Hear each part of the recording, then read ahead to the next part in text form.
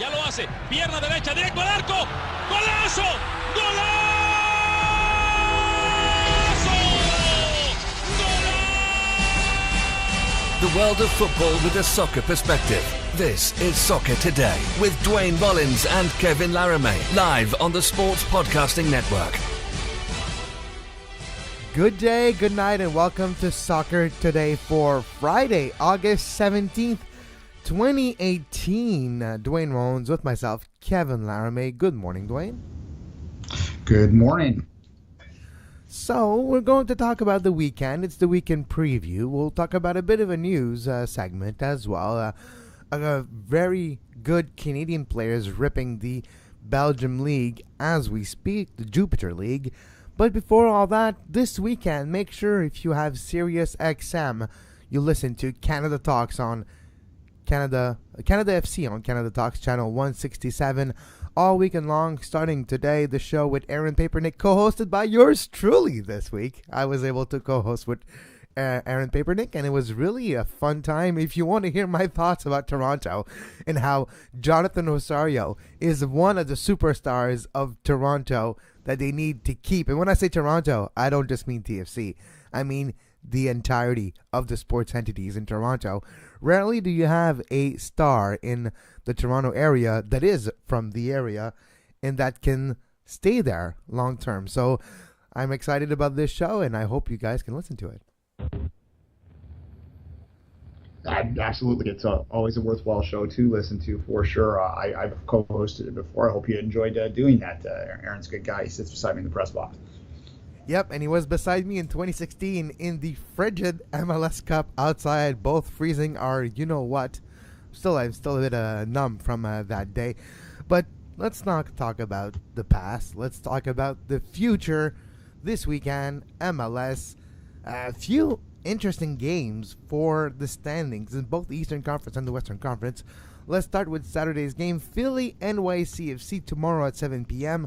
Duane, if Philly wins 33 points, they continue on their ways to maybe get a playoff spot. But if any team, and when I say any team, I mean either Philly or Montreal slip, they need to look back because DC's coming, and DC's coming pretty fast.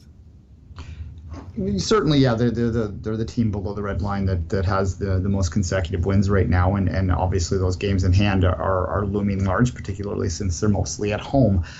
So absolutely, I think that until Toronto is officially eliminated, there's always going to be a hint of that as well. But certainly, any of those teams above the red lines and around the red line cannot be particularly satisfied right now. Philadelphia is the one. This is going to sound dumb, but I actually, when I look at those teams that are from 5 to 10, basically, because I'm not excluding anyone yet because they're all within 8 points, right? So 7 points. So it's anyone's really in the mix now. The one that I think is most safe to make the playoffs in my mind is Philly, but I also think that Philly is the one of all those teams that, well, maybe not all of those teams, but of many of those teams is the one that I wouldn't pick much higher than having one game and out, though. So it's a kind of it's a false victory, and so in many ways you might make the playoffs, but I don't think you're going to contend for much. But then again, Philly is in the U.S. Open Cup final, and that is an accomplishment for them. And if they do that and make the playoffs, then maybe Jim Curtin, maybe we've been too quick to fire him 16 times. Well, every single year when it starts, I'm always like, we do a prediction show, who's going to be on the hot seat? And the easy choice is, well, Jim Curtin. And he survives, so that's good for him. He finds a way to survive, and that's a survivor's world anyway, so good for Jim Curtin. One game that's in the afternoon in the West Coast, Seattle Sounders, LA Galaxy, 1 p.m. Pacific, 4 p.m. Eastern. Seattle, LA, that's an interesting one. If Seattle continues on their win streak, they're going to continue to climb the standings. And if LA Galaxy slip again, well, it's not out of the realm of possibility to see LA Galaxy slip below the red line and maybe not even make the playoff, with Zlatan scoring 15 in the season, if not more. Yeah, Zlatan making some comments this week that he's not particularly happy with the idea of playing on the turf. No one is. Anyone that comes over from overseas, but it continues to don't get us going on that. And no, don't play the bumper, Kevin, because I don't want to get into it. But, it's easy to say. Do you complain when you're on the weather pitches in England? Well, not England, but other places. Yeah. Do you complain when you? No. So it's the same thing. Just because here you think it's, yeah. I'm done with this too. It's perception is reality. Is ultimately my one-line summary, my tagline of the entire turf debate. Perception is reality. It's not reality. It's not reality, though. It's not real, but it is. They perceive it to be real. So it doesn't matter how many times we talk about the studies not backing up the perception that it causes more injuries or what have you. The fact that it's in their head is what matters. So, but that said, also what is real is that Seattle is never moving out of that stadium. They fill it too often. So and they're not going to change the pitch either. So you have to deal with it. So stop complaining, stop whining. It's the same for every single team. Just deal with it. Yeah, no, precisely. The league is what it is. Every team has to deal with turf. Every team has to deal with travel. So, you can particularly have. Like, he came here. He chose to come to Major League Soccer knowing this was going to be the case. Do you choose to go somewhere on vacation and then complain all the time you're there? If you do so, your vacation are pretty annoying and boring. So you choose to come here, deal with it. Like every other single player in this league. Deal with it. Yeah, I've traveled with someone before. Someone that went to Barcelona and all they did was complain about tapas the entire time they were there. I mean, honestly, they were in Spain complaining about tapas. Order more than one. Jeez, if you're still hungry, just order more. What's complicated here? It's great. Also, it's pretty easy to understand that Spanish people eat that way. So you had to just read a single travel book. You have to read a single article on MLS to know that there's turf here. That's anyway. Turf is like tapas. That's interesting.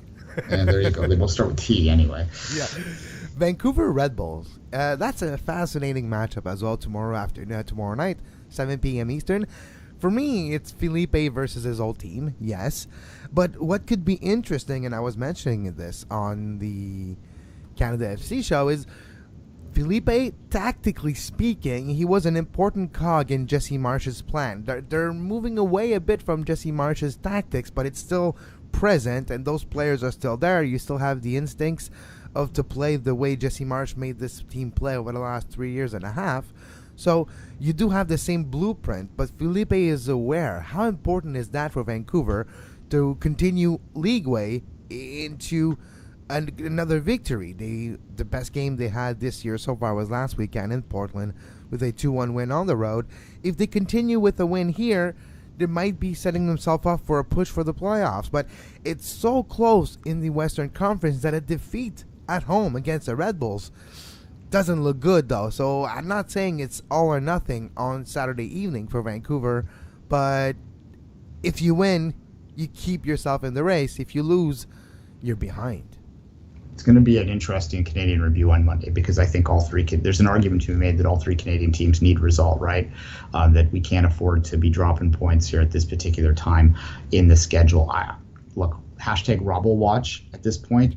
We saw the performance in the Voyageurs Cup. We talked about it at length on yesterday's show. We'll talk about it more on Two Saltitudes for our Patreon subscribers, although we won't get as much into the details of the game in that show. We'll talk more on the grand scheme of the tournament. But, if they cough up another hairball, particularly, after that, they need to perform. And if there continues to be sort of this disconnect, then at some point, if you're the Whitecaps ownership, which there's a lot of discontent about them as well, you might look at this as, what's the old adage? It's that general managers or management or whoever, that they like to have that buffer of the coach for fans to be yelling at or for the media to be screaming for their heads. So if they get rid of them, then that buffer's gone. But at this point, it is the trump card that they have to play, and that will buy them some more time to figure that side of things out. Because I don't think Robinson is, tactically, I think he needs to evolve a little bit for sure. Yeah. But he is a good communicator. He is liked by the players, so that does matter. And I don't think they've given up on him. I just don't think that they have the pieces there. So I don't think he's the problem. But a good communicator, in a way that he's really good at saying a lot without really saying anything. I'm sure, yeah. He's charming in person. He is just charming like John, in person. He's a John Herdman of MLS. Like he'll answer your question by making you feel good, but not answering your question. he looks at you, looks you straight in the eye, and he's got these piercing blue eyes too. Not to get into that, but he does. So you're mesmerized by this like weird forehead with these eyes staring you down, and the Welsh accent. It's all very disconcerting. Montreal, Chicago tomorrow, 7:30 p.m. Eastern Time. Maybe the last time Bastian Schweinsteiger comes to Montreal. We'll see where Bastian plays, if he plays next year. Montreal, Chicago. Montreal can get rid of maybe one team in this playoff race with a result at home if they beat Chicago. And we'll address the Marchisio rumors in the news segment. Of course, an Italian player out of contract. Of course he's going to be linked with Montreal. But Montreal Impact, with the debut of Bakary Sagna, he has been training the last few days in the starting 11 at left back at right back to the right of Rod Fanny. We'll see if Rod Fanny is able to play. He wasn't playing last league game because of a little knock. He has been practicing, but it's still a bit questionable if he can play. There's a player that was one of the earliest acquisition in the offseason last year, Zakaria Diallo, who ruptures an Achilles tendon in the first week of training camp, is ready to come back and is ready to start if Fanny is not. So you can see a bit of a change in the defense, but Sagna will play. Michael Lazira will have more than 6 minutes for sure, and I wouldn't be shocked if Quincy Amarikwa gets the start or maybe plays more than 23 minutes with what he has shown in the game last week. So Montreal, Montreal, if they win against Chicago could be even in a deeper hole. Jesus, I forgot about that injury. You can't believe that much time has passed. That was March, 6 months. He hasn't played a game for Montreal since he signed. 6 months. Yeah, that's that type of injury. And he suffered that injury before.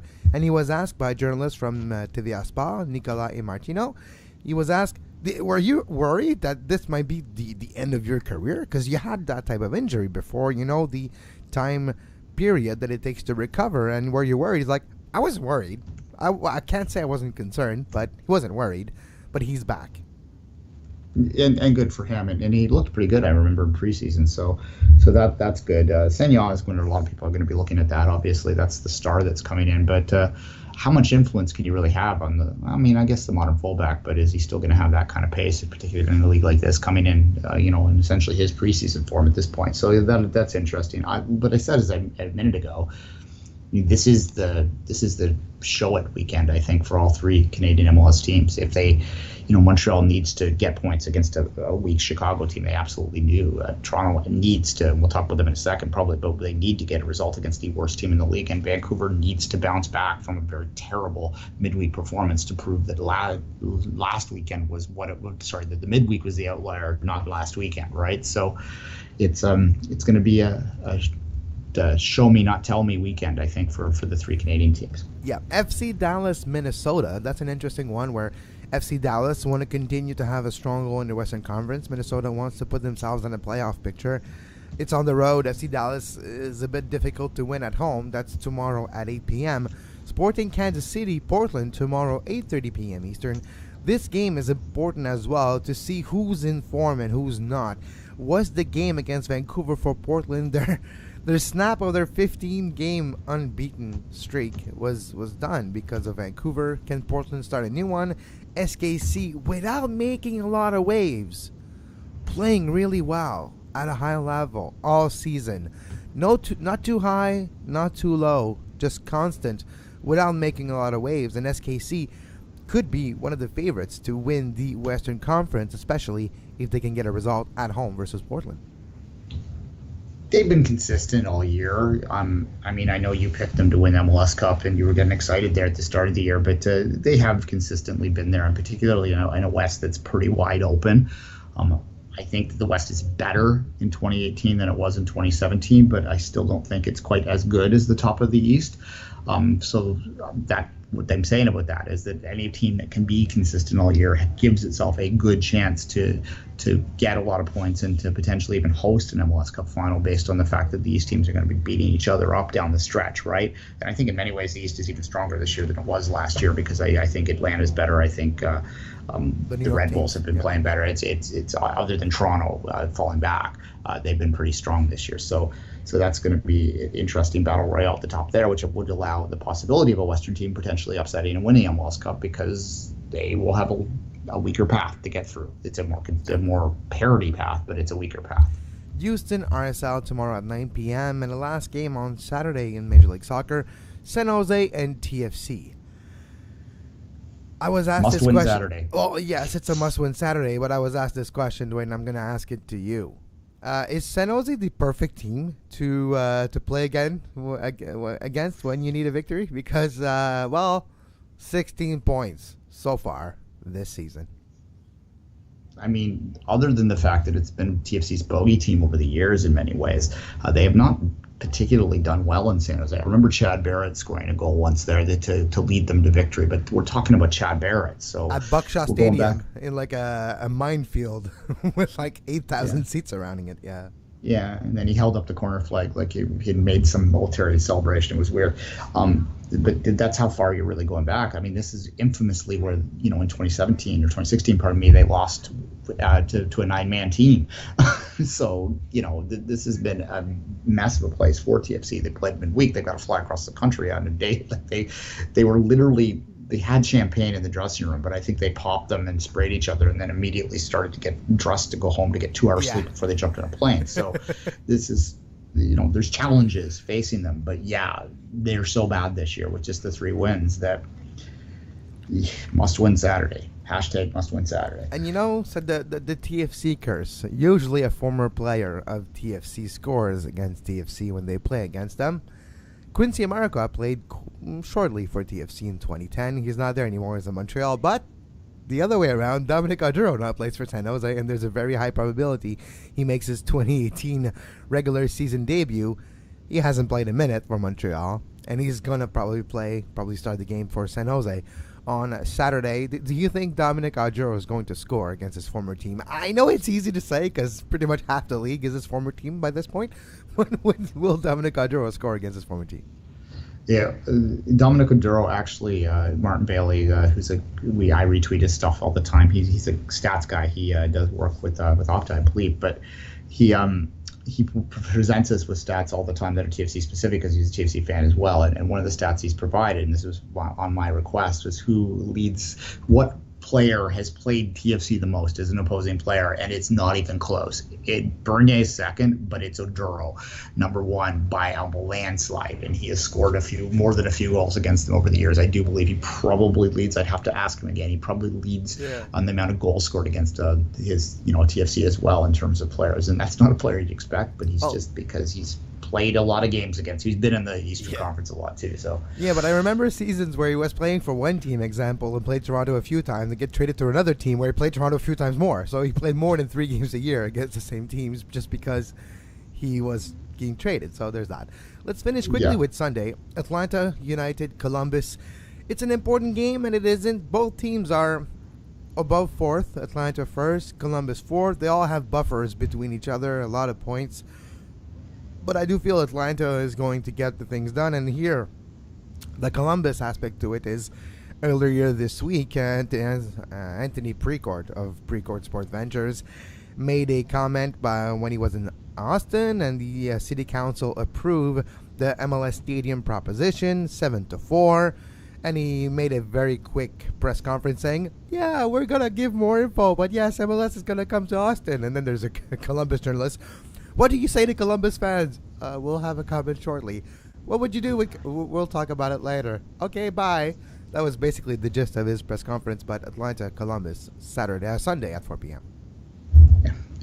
Austin's going to be everyone's least favorite team in Major League Soccer next year. They're going to get booed everywhere they go by the hardcore supporters. It's just I'm exhausted by this. I've said this a long time ago that quote unquote the San Jose solution is maybe the way that MLS can kind of find its way out of this. And at this point, based on what Precourt said on the fact that Austin has voted for this, and it's it's going to be interesting to watch that team next year because I don't believe in that market at all. I think it's a silly play there. He's basically moving a team, an established team from a market that has a core that comes and goes depending on a lot of factors, whether how too successful the team is. And you're right, it's a 96 team and it has 96 problems. He's moving into the exact same market, just in Texas.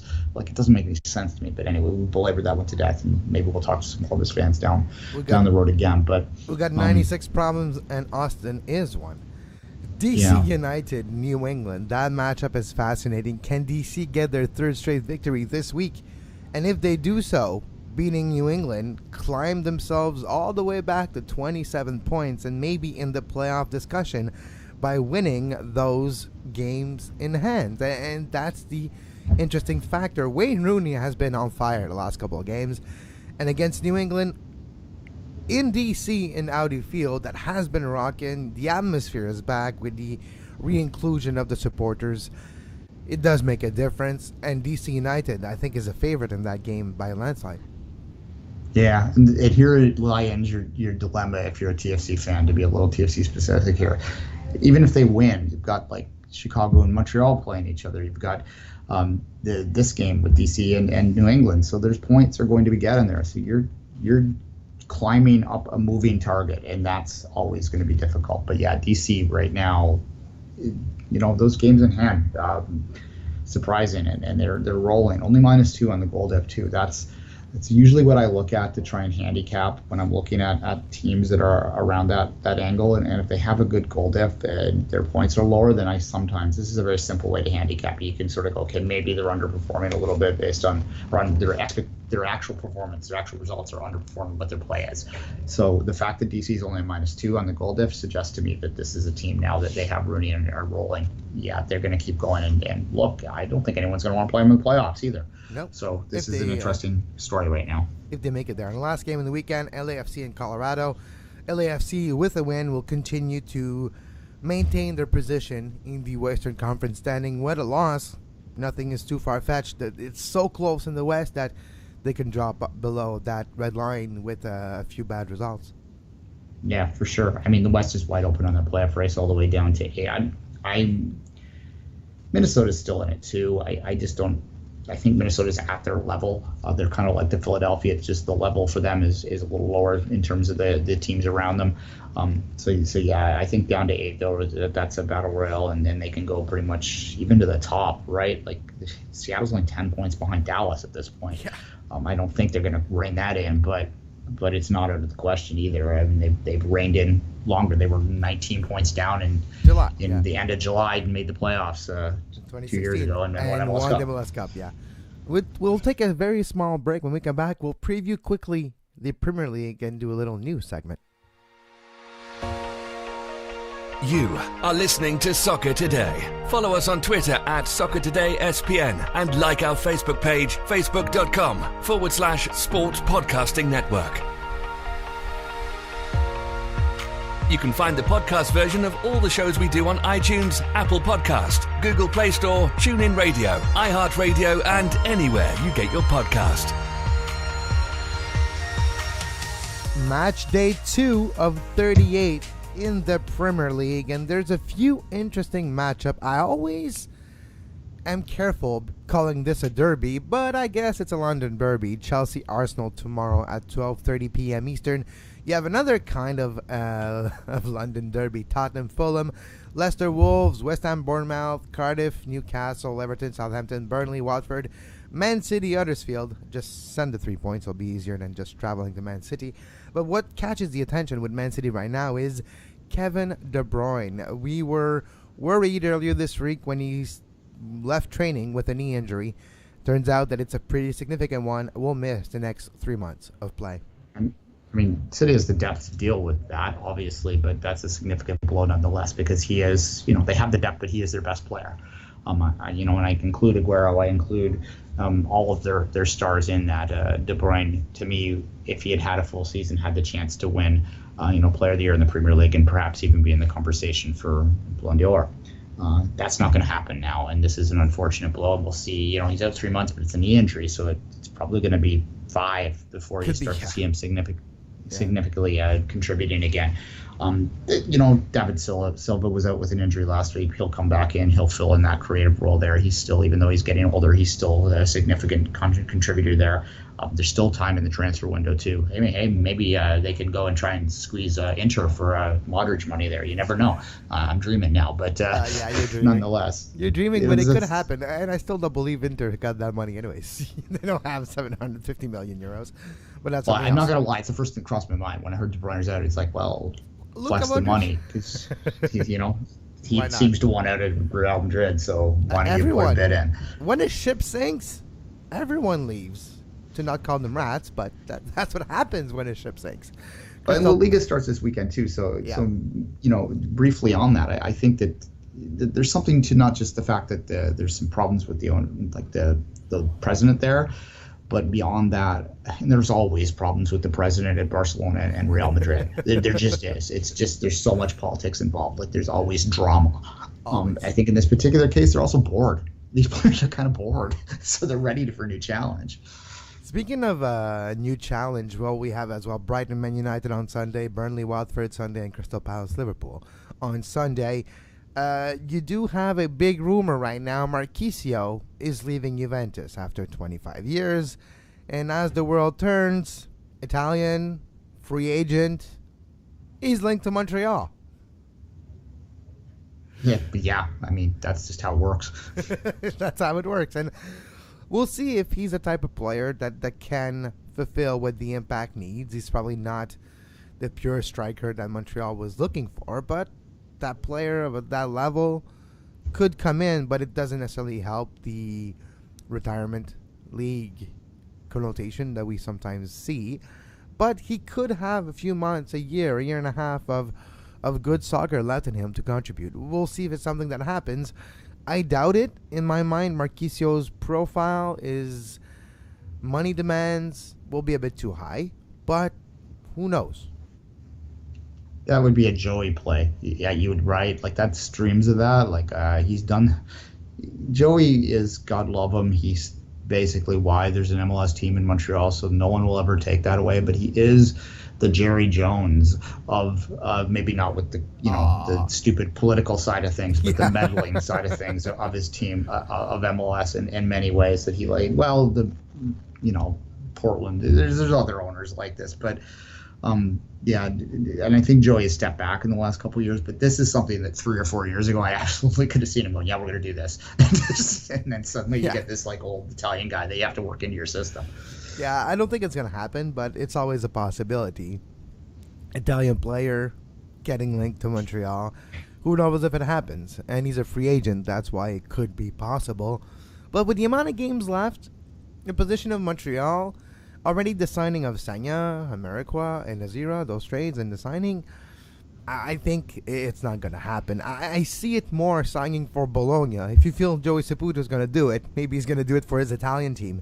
Then needs help too. So very similar situation than Montreal. And that would make more sense for the player too, I would think, than to come over to a new challenge at this point in his career. And for 9 games, if you really want to deal with this, go play for a low-level Italian team, and people are still going to love you there, and they're going to embrace you, and you're going to know the culture, you're going to know the league. It makes more sense all around. And make sure that you make sure Bologna is out of the relegation battle, and that could be probably where they stand. All right, hope you enjoyed this weekend preview. We'll be back Monday with an interesting Canadian review. All Canadian teams in Major League Soccer has the onus of result this weekend. And when we say result, we mean wins. They need wins. Montreal, Vancouver, and Toronto need wins to make sure they're still in the playoff race. You can follow Duane on social media at 24th Minute, myself at Kev Laramee. We'll be back Monday with another edition of Soccer Today. The Two Solitude Soccer podcast for patrons only will be available probably in the next few hours or earlier tomorrow morning at patreon.com/sportspodcasting network. $2 a month give you access to this Canadian soccer exclusive show. And as always, until next time, have a great soccer. You can find the podcast version of all the shows we do on iTunes, Apple Podcast, Google Play Store, TuneIn Radio, iHeartRadio, and anywhere you get your podcast.